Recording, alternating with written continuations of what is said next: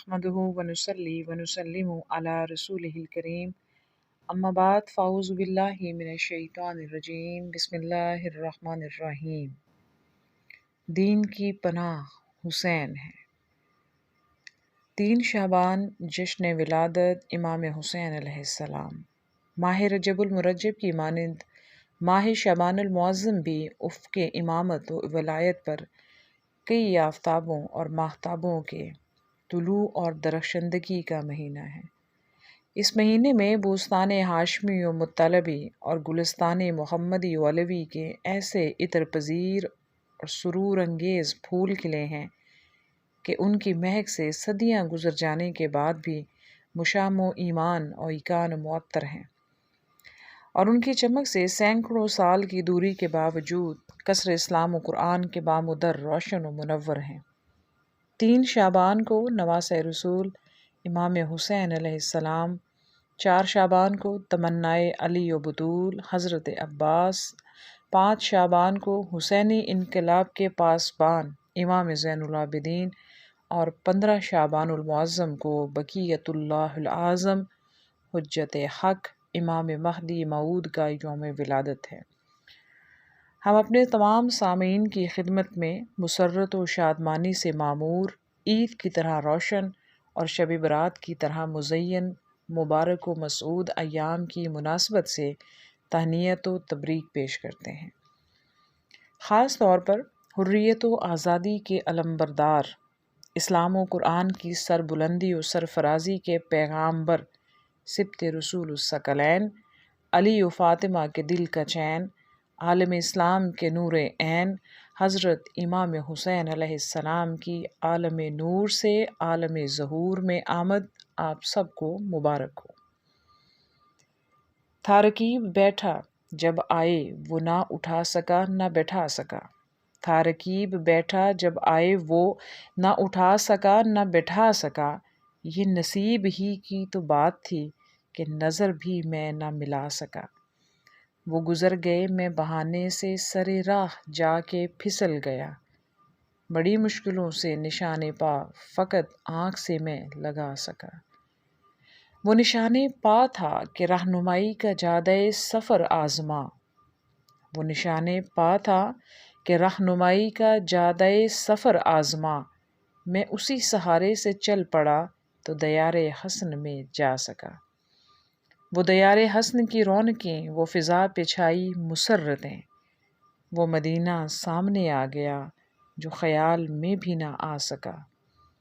वो दयारे हसन की रौनकें वो फ़िज़ा पे छाई मुसर्रतें, वो मदीना सामने आ गया जो ख़याल में भी ना आ सका। वो मदीना जिसमें रसूल हैं, वो मकान जिसमें बुतूल हैं, उन्हीं दोनों से मुझे एक काम था। उन्हीं दोनों से मुझे काम था, मुझे और कुछ भी ना भा सका। वहाँ तीसरी को ये धूम थी कि इमाम तीसरा आ गया, वो इमाम जिसके वजूद को कोई आज तक ना मिटा सका। 3 शाबानुल मुअज़्ज़म सन 4 हिजरी 635 ईस्वी को रसूल आज़म हज़रत मोहम्मद मुस्तफ़ा सल्लल्लाहु अलैहि वसल्लम के प्यारे नवासे इमाम हुसैन अलैहिस्सलाम के नूर वजूद से मदीनतुन नबी के बामुदर रोशन व मुनव्वर हो गए।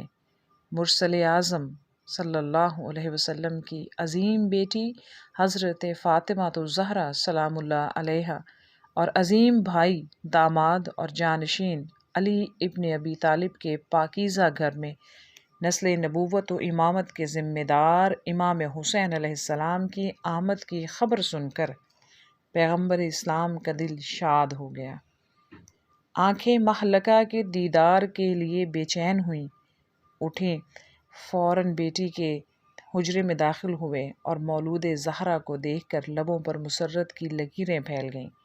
आगोश में लेकर पेशानी का बुसा लिया और फ़र्जंद के दहन में अपनी ज़ुबान दे दी और रिसालत माब का लुआब दहन फ़ातिमा सलामुल्लाह अलैहा के चाँद की पहली ग़िज़ा करार पाया। और मरहूम शायर के बकौल बज़ाहिर तो ज़ुबां चूसी बबातिन इब्न हैदर ने, बज़ाहिर तो ज़ुबां चूसी बबातिन इब्न हैदर ने زبان دے دی پیمبر کو، زبان لے لی پیمبر سے۔ جبریل امین نازل ہوئے، خدا کی جانب سے خدا کے حبیب کو نواسی کی مبارکباد پیش کی اور کہا، اے اللہ کے رسول صلی اللہ علیہ وسلم، خدا نے بچے کا نام حسین قرار دیا ہے۔ نام سنتے ہی رسول اعظم صلی اللہ علیہ وسلم کی آنکھیں جھلملا اٹھیں، بچے کو سینے سے چمٹا لیا۔ بیٹی نے باپ کی طرف سوالیہ نگاہوں سے دیکھا تو رسول اسلام صلی اللہ علیہ وسلم نے امین وحی کی زبانی حسین علیہ السلام کا صحیفہ شہادت نقل کر دیا اور بخشش امت کے وعدے پر حسین علیہ السلام کی ماں کو راضی کر لیا۔ علی و فاطمہ کے چاند 6 سال تک آفتاب نبوت و رسالت کے حالے کی شکل میں نانا کے ساتھ ساتھ رہے، اور تاریخ اسلام گواہ ہے کہ مدینہ منورہ میں نانا اور نواسے کی محبت ضرب المثل بن گئی، اور ایسا کیوں نہ ہوتا جبکہ حسین مشیت الہی کا محور اور پیغمبر اسلام کی دلبر کے دلبر تھے۔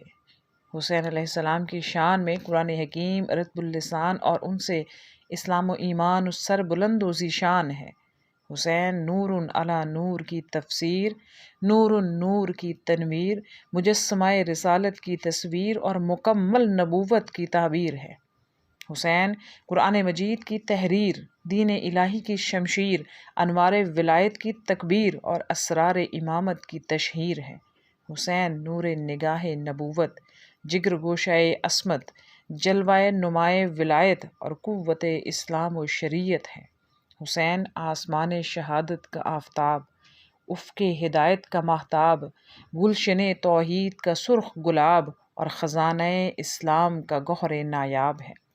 چنانچہ خداوند عالم نے اپنی کتاب محکم و مستحکم قرآن مجید میں مختلف عنوانوں سے امام حسین علیہ السلام کا تعارف کرایا ہے۔ اس لیے امام حسین علیہ السلام کی شخصیت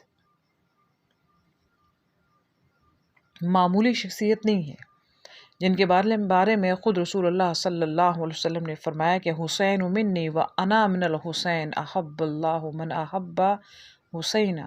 حسین مجھ سے ہیں اور میں حسین سے ہوں، اور خدا اس کو دوست رکھتا ہے جو حسین کو دوست رکھتا ہے۔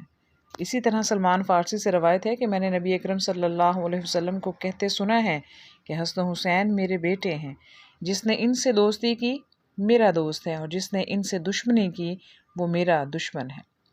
بہرحال امام حسین علیہ السلام کی شخصیت سے رفتار و کردار کی جو شعاعیں پھوٹی ہیں، آج بھی الہی مکتب کی فکری، اخلاقی اور تہذیبی حیات کی اساس ہیں، اور نہ صرف عالم اسلام بلکہ پورا عالم بشریت حسینیت کی مشعل سے فروزاں ہے۔ عبادت و بندگی کا یہ عالم تھا کہ جب آپ وضو کرتے تھے تو بدن میں تھر تھری پیدا ہو جاتی تھی۔ کسی نے اس کی وجہ پوچھی تو امام حسین نے فرمایا، حق یہی ہے کہ جو شخص کسی قومی و مقتدر حاکم کی بارگاہ میں کھڑا ہو، اس کے چہرے کا رنگ زرد پڑ جائے اور جسم کے بند بند کانپ اٹھیں۔ شب عاشوراء عبادت کے لیے دشمنوں سے ایک شب کی مہلت مانگی تو کسی نے اس کی وجہ پوچھی۔ اس وقت آپ نے فرمایا، چاہتا ہوں کہ آخری رات پروردگار کی عبادت میں گزاروں اور استغفار کروں۔